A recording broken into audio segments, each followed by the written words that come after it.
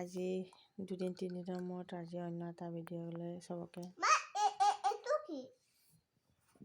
আদৰণি জনাইছোঁ।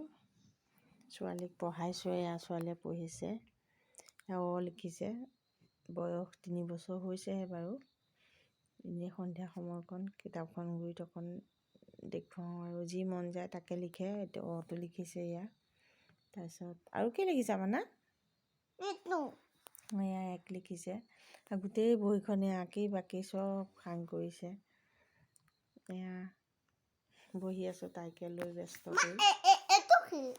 এইটো উল্টাকৈ লিখিছা। ডিটো ভুল দিছে নহয়। আঁচডাল আগত দিব লাগে, তাৰ পাছতহে দিব লাগে। যি মন যায় তাকে লিখি থাকে আৰু কি কৰিবনো আৰু।